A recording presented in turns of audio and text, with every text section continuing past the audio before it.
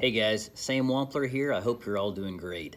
So when Carla first mentioned that she was going to do Crash the Chatterbox, I thought that is fantastic. But then I also had two more thoughts about it. One was it was probably the most difficult study for me to ever do.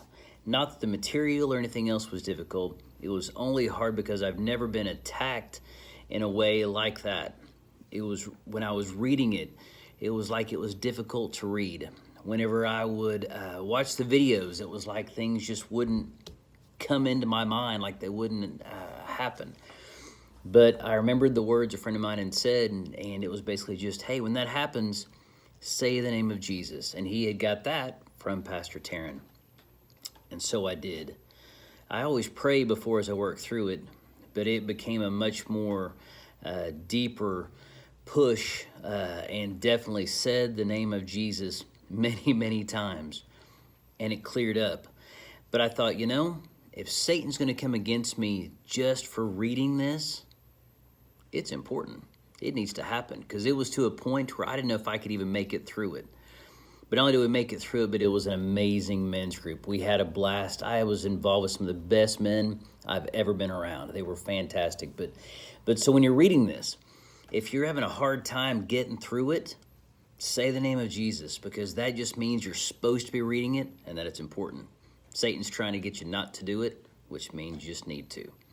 The second thing that kind of came from it, there was tons of great material in the book, but something that stuck with me, and this is kind of about our amazing Father's love, but we all know the story of Peter whenever he tells Jesus that he will follow him forever and never go away. And Jesus, of course, tells him that you will disown me 3 times before the rooster crows. And Peter says, no, I'll never do it. That's my version. No, I'll never do it, Jesus, And of course, as the story goes, Jesus is taken. And then 3 times, Peter disowns or denounces Jesus as they're going through it. But in Luke 22, verse 61, Peter had just said, man, I don't know what you're talking about. And immediately while he was still speaking, the rooster crowed. And then in 61, it says, at that moment, the Lord turned and looked at Peter. So we talked a lot about that look. Jesus, that look wasn't condemning. It wasn't like, told you so. That look was love. That look was forgiveness. That look was, Peter, I've told you many things, and they have all and will always come true. Have hope in that. Have faith, because things are about to get a whole lot more difficult.